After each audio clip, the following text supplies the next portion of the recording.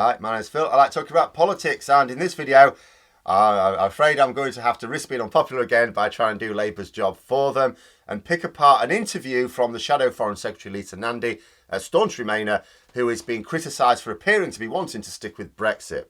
But I think people are missing some nuance in the position. But first, if you'd like to be notified of daily news in politics, please subscribe to the channel and click the bell notification icon. So Nandy said a couple of things in an interview that was really about the Northern Ireland Protocol at this point. She said that the problem wasn't leaving, the problems with Brexit weren't leaving the EU, but the way we mucked it up.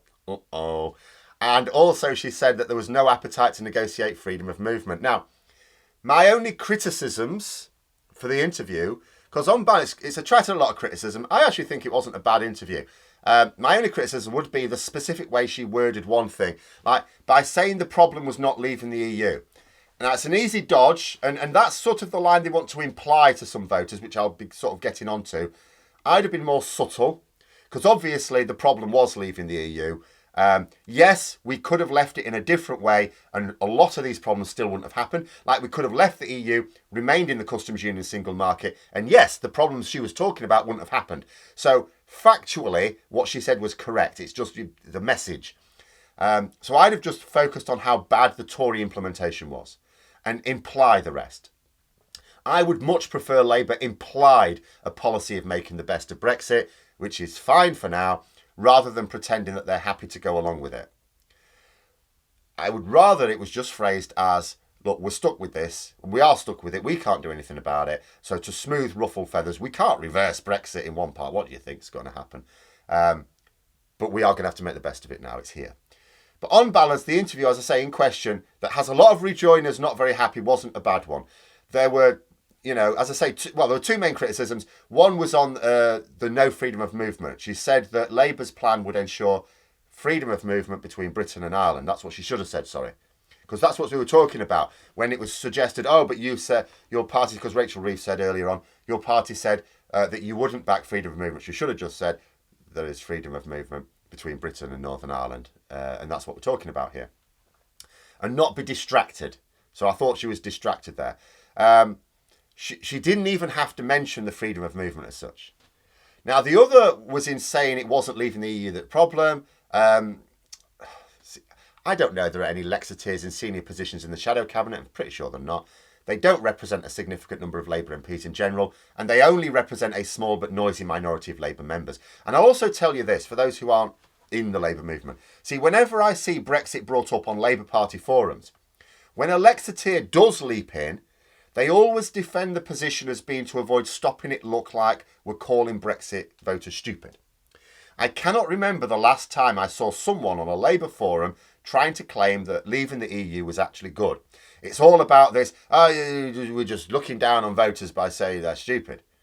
Now, to avoid being dismissive, I'll come at this from both angles. Like, on the one hand, although Labour, yes, did lose a lot of seats in leave voting towns, it's not true to say that that is because Labour were not Brexity enough. The majority of Labour voters, even in those towns, were staunchly Remain voters. So in actual fact, by trying to be Brexiteer, Labour pissed off more voters than they attracted. In fact, how did they even attract any voters at all? If you're going to vote on Brexit policy and you wanted to leave the EU, why would you vote Labour when it seemed to be wanting to soften the Brexit stance and it was a Conservative policy? The other thing to say is that Labour are never going to make gains by promising a weaker version of what the Conservatives are offering. They need to convince people that Labour represents something that they can't get from the Tories, not just a less insane version of the same thing. In fact, it does my head in. When you try and engage with some, just a small number in Labour, and who moan at Starmer for not opposing the Tories enough.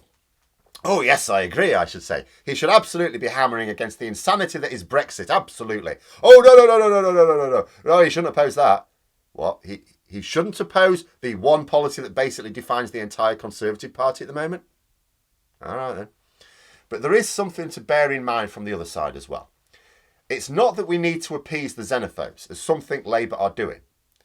Because Labour are constantly having ideological battles with itself, and they frequently spill over into the public. A lot of voters see the party as being ideologically driven and not listening to their concerns.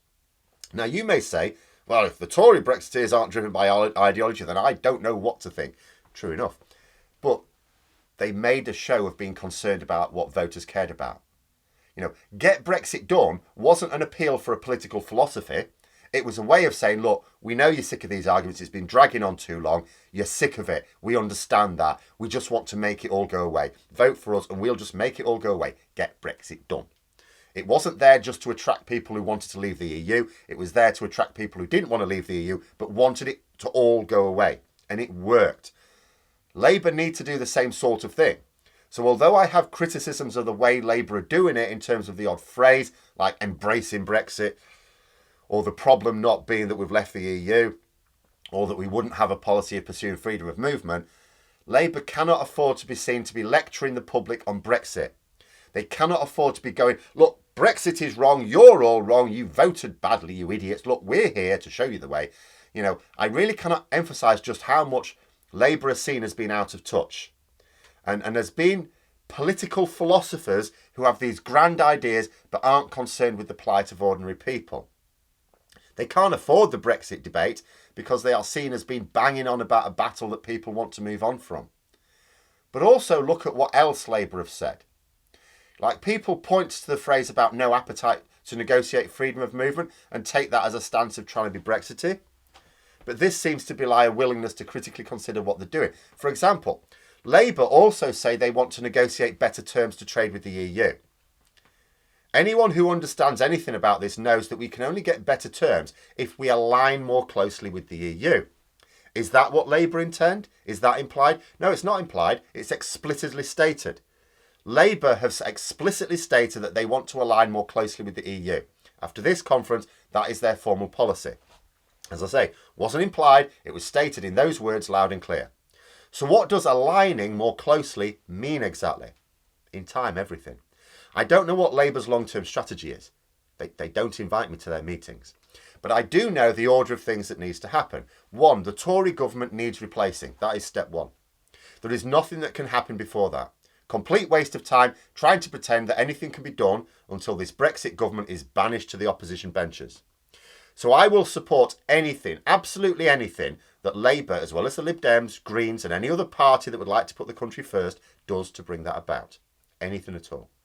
If their polling data tells them that they have to smooth some people over who might be concerned about reopening old Brexit wounds, so be it. They might be wrong. But if they're wrong, then that means they're going to be running an ill-informed campaign. If they're getting their polling data wrong, they've got no hope in a campaign anyway. They'll still lose.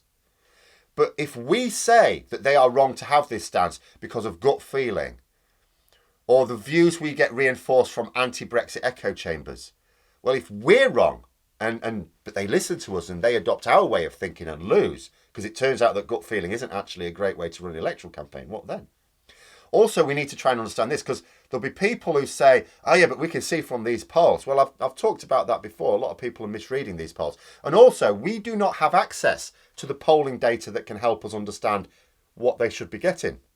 See, when we see polls about the number of people that are against Brexit now and so on, even reliable polls, they're for the national mood.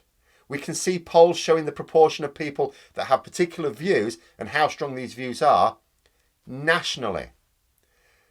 But we have a first past the post electoral system. Labour don't win by gaining improved vote share. They could actually get more votes than the Conservatives, and the Conservatives could still win a majority. You win by getting an extra few hundred people to vote for you in about 100 constituencies out of 650. Out of a population of 67 million, it is the votes of a few 100,000, way less than 1 million, that actually matters. And this is the tragedy of our archaic political system. But it is also what makes national polls utterly useless for electoral strategy. Labour needs strategically targeted polling to inform their tactics.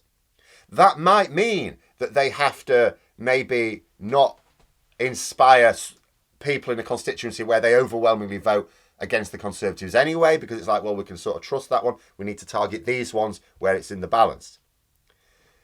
Now, I don't know if Labour are getting these polls. Again, they don't confide in me. What I do know is that we aren't getting them. So Labour need to get into power before they can do anything. That is the first step. There are some anti-Brexit activists I know are very upset with Labour, very upset. And fine. When any of them have a plan to reverse Brexit that doesn't go through a Labour government other than just shouting at the internet, let me know. Let me know. Until then, step one is Labour in power. Might not be Labour on their own, it can't be Labour on their own, it has to be with others, but step one is that. Then the second step is to start reversing elements of Brexit. This can't be done in one go. I mean, to say it took 4.5 years just to leave without any real deal at all, to negotiate one step above a no deal. How long do you think it takes to negotiate a decent relationship? How often have I echoed the statements from trade experts that trade negotiations take years? We're only getting them quickly now because we're backing down to the other side, the EU, Japan, Australia, the US, when they can be bothered. This is no different. Nandy talks about a veterinary agreement. Labour definitely want this veterinary agreement. That will be an easy starter that will yield huge results. You know, between Britain and Northern Ireland immediately, if we had that deal, the Conservatives could agree that tomorrow, because that's easy, 80% of checks just go away. Imagine the situation. By the time it's even possible for Labour to form a government, under whatever circumstances, because they will need other party support, as I say, an agreement like this with the EU, which is relatively straightforward, you can agree that quite quickly, only requires an alignment of standards. That will remove almost all checks on exports from Britain, in all directions, not just to Northern Ireland, to the rest of the EU as well. The result will be huge for trade. And that's another point to make. Nandy said we needed to get this agreement, right? But when she was asked if she meant agreeing to dynamic alignment of standards, she dodged the question. Take note of that evasion. She didn't answer the question. She didn't answer because that's exactly what we're talking about. It's the only way to get a veterinary deal. That's it. That's what you have to do. But she doesn't want to be explicit about it. This is Labour's entire strategy. Promise to improve the deal, but don't say exactly how. And do you know what? They don't have to say exactly how, no matter how insistent an interviewer is. After all, you can't say what the agreement will be for negotiations before they've started. Labour can reasonably just say, look, we're going to negotiate in good faith and come up with a deal that is in the interests of the UK. Piece of piss. That can be their stock answer every single time when they're pushed on it. After all, it is not reasonable to ask people what an eventual deal will look like before you've even started talks. Now, in government, they can get that deal, big impact. Then they can work on other things. They can pick at the edges of Brexit first, frog in the boiling pot, pick at the edges, tackle things that aren't contentious. The Tories will carp, but Sodom. Labour can even retort back with will of the people. You lost, get over it. Each time they work with the EU, they will get great results for our economy, and people won't see any disadvantages to them because there aren't any. Labour will promise not to agree to anything that affects our sovereignty. Easy enough, because what the hell is sovereignty? Really? I mean, even full membership didn't actually affect that. Each layer of Brexit that they strip away can only make people's lives better. It will then get easier and easier to sell further reversals. Now, I'm not saying this will be quick. It won't be. It can't be. They have to reverse Brexit slowly so that it's hardly noticed until we actually make the big leap again, rejoining, or at least rejoin the single market, because that'll be one big leap. By which time, there might not be an appetite for negotiating freedom of movement now, but there will be by then. Because note what she said, there's no appetite for negotiating freedom of movement. And that applies to the EU as well. The EU don't want to reopen that. They've said so. But also in this country. So she's right, but at the same time, that's not saying we never will. That's just saying, that's implying we need to wait until there's an appetite and then we're happy to. We'll wait until there's an appetite. Why not? And why wouldn't we have an appetite for it? Because it will be our freedom of movement that we're gaining. And how many will be really concerned about the reverse? Oh yeah, but we'd have to let in the people from the EU. Really? We'll have had by then a significant period of time reading in the news about all the damage that losing our EU workers has caused us, won't we? We've already had a bit of a fill of it. How many are really going to argue against freedom of movement in either direction then? Now, I could go on. It's in danger of being one of those topics where I could present a lecture that would last longer than Starmer's speech this week. But I think those would be my main points on it, on the interview, hopefully. But those are my thoughts. Let me know yours in the comments below. I hope you found the video interesting. If you did, don't forget to click the like button. If you'd like to support the channel further, please also click the Patreon link for details. And until next time, I'll see you later.